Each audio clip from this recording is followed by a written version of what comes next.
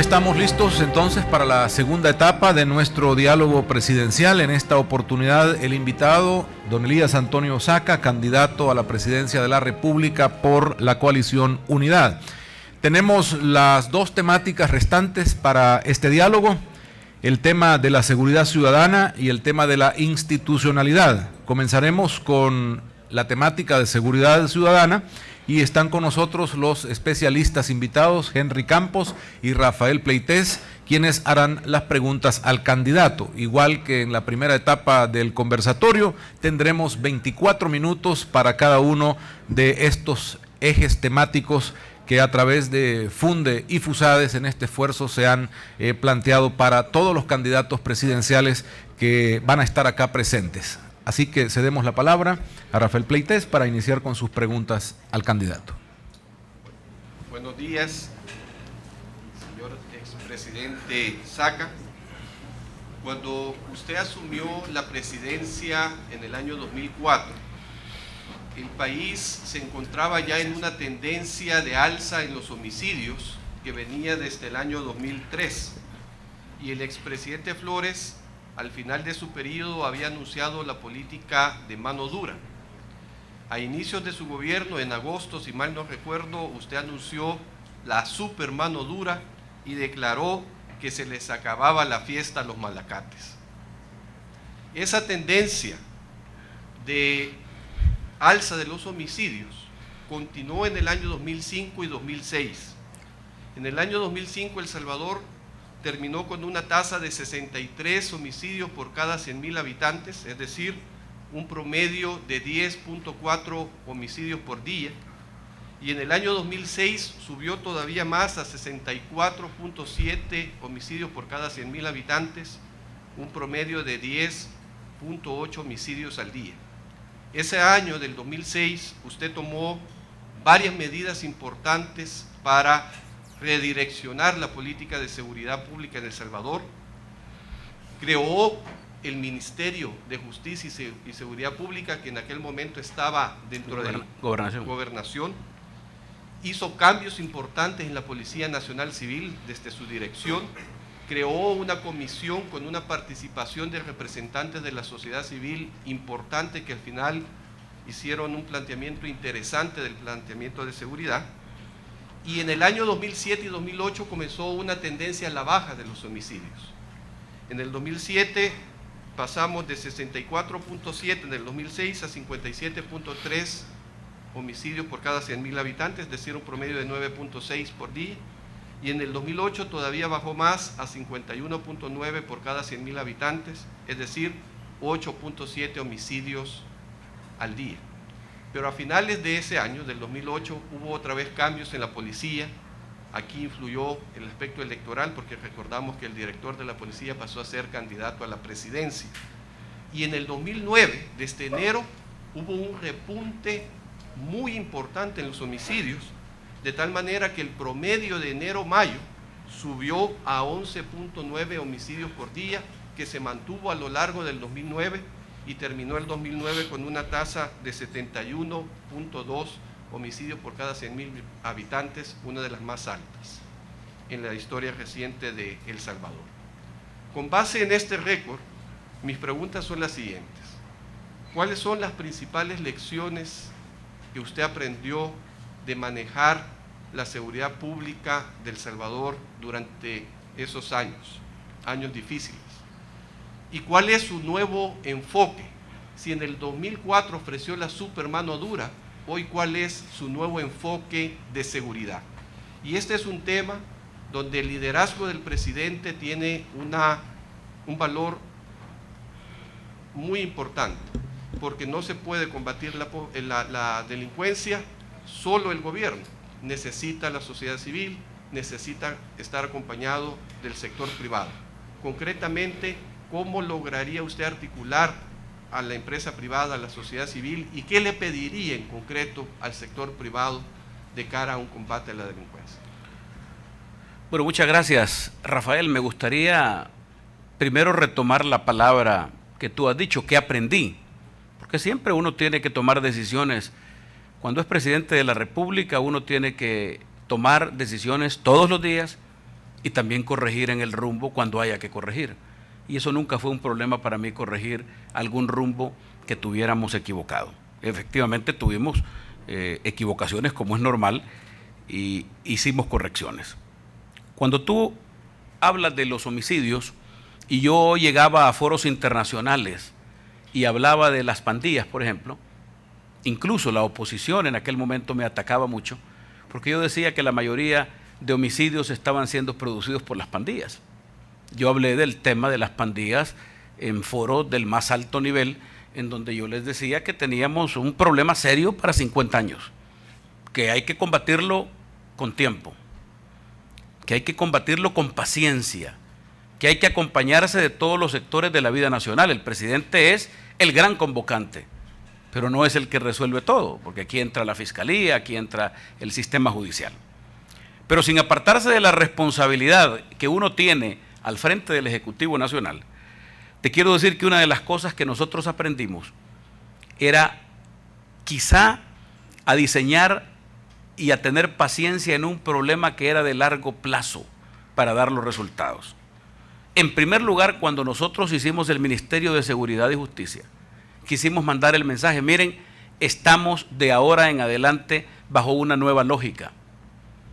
El plan de seguridad del principio de mi gobierno fue un plan que logró llevar a 5,000 mareros a la cárcel. Algunos me dicen, bueno, pero no se trata solo de capturar por capturar. Bueno, nosotros llevamos a la gente que cometía delitos. Llevamos a gente con un récord criminal enorme. El tema de la seguridad pública tiene una serie de factores que sería larguísimo enumerar.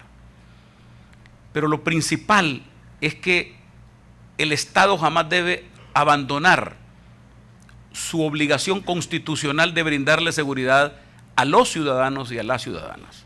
O sea, nunca. O sea, nosotros no debemos tener tregua con la delincuencia. Y me estoy refiriendo a que no se trata de ponerle un nombre bonito a un plan antidelincuencial. Se trata de hacer un plan de largo plazo que a lo mejor te sirve poco a poco y te va dando los resultados del caso. Nosotros no aspiramos, teníamos preocupaciones enormes. Yo creo que para cualquier presidente tener entre 8 o 10 homicidios diarios, y cuando se incrementan los homicidios y tuvimos un repunte en el 2009, sabíamos de dónde venía. Atacábamos estas clicas, atacábamos estos grupos organizados para delinquir y los llevábamos a la cárcel como es lo lógico. Ahora, el problema es más grave de lo que estamos analizando muy por la superficie. Habiendo hecho los cambios de transformar gobernación o dejar gobernación para atender otras actividades de la vida del Ejecutivo Nacional, creamos el Ministerio de Seguridad y Justicia, más técnica, más parte jurídica, más profundización del problema, más inversión. Tuvimos el fideicomiso de seguridad y educación, le metimos más plata como inversión a la policía, porque bueno, había momentos en los que la policía tenía carros pero no tenía para gasolina, o había momentos en los que la investigación o la inteligencia policial fallaba. Así es la clave para la investigación de los delitos. Entonces fuimos con esa inversión que fue alta, porque de ahí invertimos para el plan 2021 en educación, que tiene que ver también con el tema delincuencial. Todo está relacionado. Y nosotros invertimos y además recibimos de parte de esa comisión de distinguidos ciudadanos que decidieron trabajar durante varios meses y entregarme una recomendación, que es en base a la cual yo he preparado este plan antidelincuencia. ¿Por qué razón? Porque estos documentos no deben perderse. Así como cuando la Comisión Nacional de Desarrollo tenía toda una cantidad de instrumentos, de ideas, de trabajo, y aquí hay varios miembros de esa comisión, y cuando empezamos a querer traer los fondos del milenio, yo inmediatamente le puse nombre a esos fondos, que era la carretera longitudinal del norte. Pues así hicimos con esta comisión, gente que trabajó, gente experta. Aquí hay varios que estuvieron en esa comisión, nos dieron ideas extraordinarias.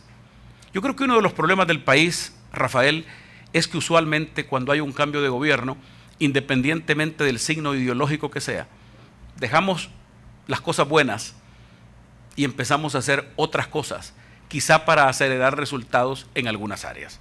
Yo no puedo determinar por qué razón se han hecho las cosas como se han hecho hoy. Pero más allá de eso, la delincuencia se ha fortalecido por la debilidad del Estado. El Estado ha perdido control sobre sus territorios. El Estado ha permitido que se cobren impuestos. El Estado ha permitido en general, y aquí no estoy hablando de una administración, ni estoy hablando de un presidente, ni estoy hablando de un ministro. Esto es un problema de todos. Cedimos los territorios. Cuando tú cedes el territorio, cuando tú le permites a alguien que hasta salvoconducto ande en la bolsa y lo quieran capturar, imagínate el mensaje que le mandamos a la gente honesta, porque aquí se hizo una tregua, pero entre ellos, bendito sea Dios que se redujeron los homicidios, qué bueno que hay menos homicidios, pero lo que hubo es una tregua entre la gente que delinque, lo cual ha fortalecido estas estructuras.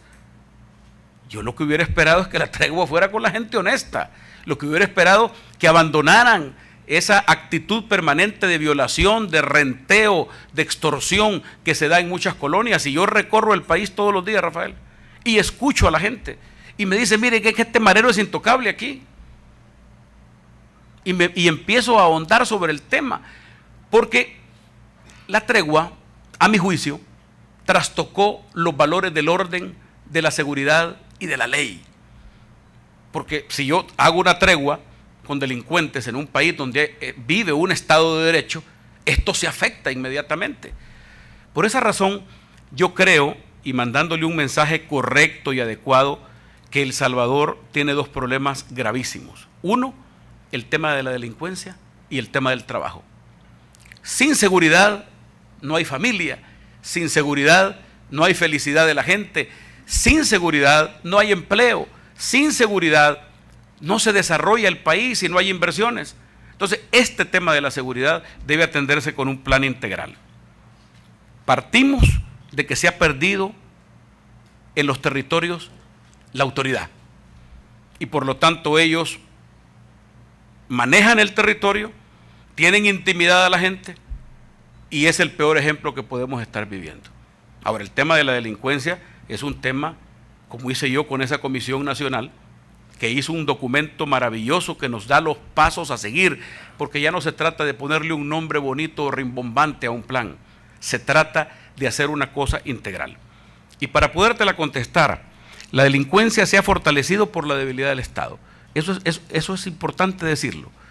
Y nosotros queremos mejorar la seguridad para multiplicar los empleos. No hay forma, por más que tomemos decisiones. Yo hablaba con el doctor William Pleitez y le decía, hay que hacer esto y esto y esto, pero es clave el tema delincuencial. En nuestro país la criminalidad ha crecido por razones económicas y por razones sociales, pero se ha fortalecido debido a que las instituciones encargadas de la seguridad y la prevención son débiles. Y en esto todos tenemos la culpa. Estas no logran proteger a los ciudadanos y tampoco pueden prevenir la reproducción social de delincuentes. Fíjate, este es un tema muy complicado.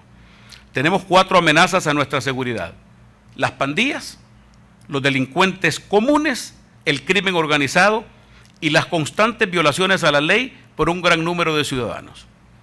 Estos 4 fenómenos en conjunto han generado un caos que multiplica la inseguridad y por supuesto que se siente la incapacidad para actuar. Los delincuentes se han convertido en un poder que domina territorios en los que someten a los habitantes. Esos territorios en los que se someten a los habitantes precisamente son utilizados como retaguardias de impunidad desde donde se organizan y ejecutan todo tipo de delitos. Nosotros tenemos 5 acciones importantes: la prevención del delito, la protección de la sociedad, el combate a la delincuencia, el apoyo a las víctimas, la rehabilitación a quienes actúan fuera de la ley y la reinserción. Esas son las acciones. ¿Y cuáles son los objetivos? Primero, proteger al ciudadano. Ningún Estado debe renunciar a proteger a la ciudadanía, a los ciudadanos, a sus bienes y a toda la gente, que se sienta segura. Garantizar la seguridad para multiplicar el empleo, restablecer la autoridad del Estado dotando a la Policía Nacional Civil de una institucionalidad fuerte invirtiendo en más efectivos, inteligencia, capacitación, asistencia técnica, equipo de investigación científica, junto con extensos programas sociales preventivos. Esto es clave. La prevención, evitar que los nuevos muchachos ingresen a las pandillas. Crear además la división territorial disuasiva para que se desplace por los territorios y construir un Estado ciudadanía, fortaleciendo las instituciones, construyendo ciudadanía a partir de programas de gobierno con participación de la gente para brindar servicios de protección y procurar justicia pronta y efectiva. ¿Cuál es la propuesta? La propuesta es mejorar y elevar la eficacia con las capacidades actuales. Mejorar la coordinación interinstitucional y capacidades actuales del Estado, la PNC, en su relación con la Fiscalía, el sistema judicial, el sistema carcelario, alcaldías, etcétera, y la sociedad, por supuesto. Combatir los intentos del crimen organizado y las pandillas de corromper, penetrar o intimidar a las instituciones. Creación de jueces anónimos para garantizar la seguridad de los ciudadanos.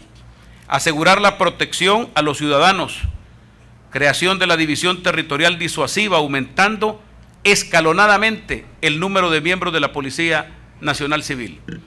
En nuestro periodo se graduaban 1000 policías anuales en la academia y se iban casi 1000 policías al año, se iban por reunificación familiar en los Estados Unidos, se iban por un mejor salario, se iban a seguridad privada, etcétera. Imagínate lo que invierte el Estado en preparar a un policía durante un año, la academia lo gradúa y se va. Coordinar con la seguridad privada la función de control. ¿A qué me refiero esto? ¿A qué me refiero con esto? Hay más de 20.000 miembros en la seguridad privada de este país. Y la Policía Nacional Civil, que tiene una división para controlar las compañías de seguridad privada, debe trabajar de la mano para aumentar el aspecto disuasivo y el aspecto de inteligencia e informar a la policía. Aumentar el apoyo de la Fuerza Armada en tareas de control territorial, disuasión, prevención y protección. Aplicar rigurosamente la ley que castiga la aportación y posesión ilegal de armas. Ilegal de armas, no estoy hablando el que tiene su arma legalmente, pero hay que castigar al que la tiene ilegalmente. Combinar el accionar de la Fiscalía y las divisiones especializadas de la policía en operaciones de ocupación de terreno, desarme y búsqueda de criminales. Y por supuesto viene el desarrollo de los programas de prevención y rehabilitación. Aquí hablo de la participación ciudadana, de reactivar la economía local, de reconstruir la moral ciudadana mediante la creación e impulso de un programa nacional de educación física y moral y la creación de la Comisión Nacional de Valores, ampliar y mejorar el sistema de prisiones. En términos generales, muy generales, te he hecho un resumen de lo que considero es importante presentarle al país un plan integral de seguridad, partiendo de un diagnóstico que dice que la mayoría de homicidios son cometidos por las pandillas, las cuales en algunos casos dejaron de ser grupos de muchachos rebeldes o de hogares que provienen de hogares disfuncionales, pasaron a ser incluso parte del crimen organizado o pasaron a ser incluso parte de otras estructuras criminales. Restan solo 7 minutos para el bloque. Solo la última parte de la pregunta era cómo va a usar su liderazgo para articular a la sociedad y a la empresa privada en este combate. ¿Qué le pediría en concreto al sector privado para combatir a la delincuencia? Yo creo que uno de los grandes logros que puede tener un gobierno, y digamos liderado en este caso por el presidente de la República, es precisamente como se hizo en otros países, entender que con la seguridad mejorada el país mejora absolutamente, las condiciones del país mejoran, las condiciones psicológicas de la gente que está amenazada mejora. Yo creo que hay que llamarlos y decirles, miren, estos son los planes, tenemos que invertir en esto, adoptar parte de estos planes económicamente a la empresa privada y ayudarles, y eso lo establecía el documento de la comisión. Ahí decía cómo la empresa privada podía apoyar este tipo de planes. Y hay sectores en el Gran San Salvador y en algunas ciudades importantes de gran población que lo que necesitan es inversión social en algunas partes. Hay que revisar el tema del hacinamiento, hay que revisar el tema de los servicios sociales, hay que revisar el tema de qué poner a hacer a estos muchachos buscarles un empleo, porque una persona en este país con tatuajes lamentablemente se encuentra muy difícil desarrollarse con un empleo, y lo que quieren es una oportunidad. Me refiero a la gente buena, que no ha cometido crímenes. Estoy dejando fuera a la gente que ha cometido crímenes graves y que ha ofendido a la sociedad. Es llamar a la empresa privada, es invitarla a que sin seguridad no hay negocio, sin seguridad no hay familia, sin seguridad no hay absolutamente nada. Y este debe ser el centro. La generación de empleo y la seguridad están de la mano. Trabajo y seguridad es la gran preocupación para el país, y en esto la empresa privada en las dos áreas es fundamental. Gracias. Bueno, muy buenos días, candidato Antonio Osaka. Voy a hacer un par de preguntitas. Usted nos había manifestado que los informes o las evaluaciones que han hecho establecen que la principal causa de los delitos de homicidio y otros son de las pandillas. Quisiera preguntarle si, con relación al crimen organizado, diseñaría alguna política o estrategia especial, sobre todo con relación a su idea sobre el control del territorio. Y esto lo digo porque hay una serie de estudios, incluso de informes de inteligencia a través de diversos gobiernos, que han establecido que la relación entre crimen organizado y pandillas es lo que vuelve débil al Estado.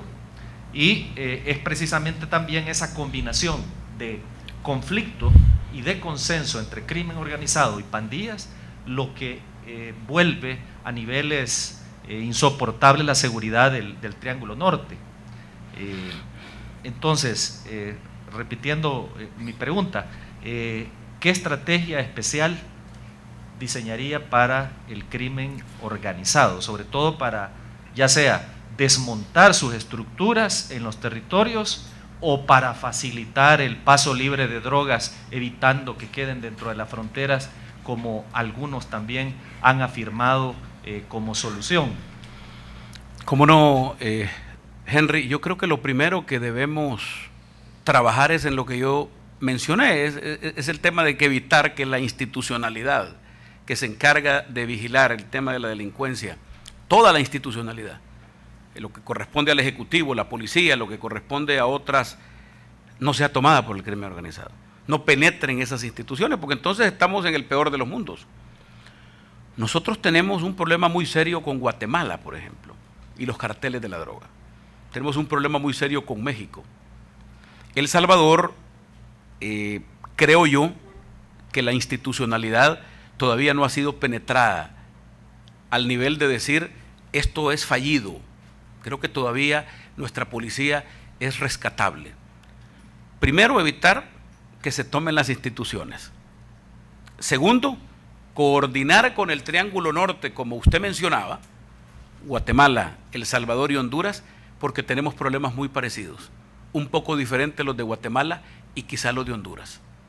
Y ser absolutamente fuertes con el mensaje de que las estructuras delincuenciales o criminales que existan en nuestros cuerpos de seguridad sean desactivadas. Y lo podemos hacer en conjunto.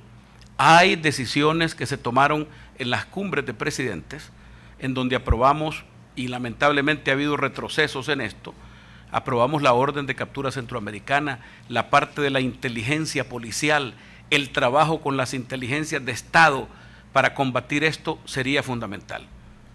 No podemos permitir un noviazgo que termine en un casamiento del crimen organizado con las pandillas, porque eso sería el remate del tema de seguridad pública en el país. Estaríamos frente a un Estado que podría llegar a ser fallido si esto toma fuerza, porque un casamiento del crimen organizado con las pandillas, entendidas las pandillas como las más peligrosas y que se dedican al narcomenudeo y que se dedican a este tipo de actividades, esto daría el traste absolutamente con la posibilidad y la capacidad del Estado, porque aquí estamos hablando de enfrentarnos a monstruos, me refiero al crimen organizado combinado con la droga, que tienen tanto dinero que podrían hacer cualquier cosa en este tema. Yo, doctor Campos, pienso que debemos preocuparnos porque esas estructuras no se tomen la institucionalidad del país. Debemos invertir en ello, y para ello hay que invertir en el salario de los policías, para ello hay que invertir en inteligencia policial, y para ello hay que trabajar de la mano, quizá no solamente con el Triángulo Norte, sino también ver algunas experiencias que se están dando en Costa Rica, que ya se está complicando mucho la cosa, y en otros países en donde el tema, que no llegan a los niveles nuestros, pero que sí existen.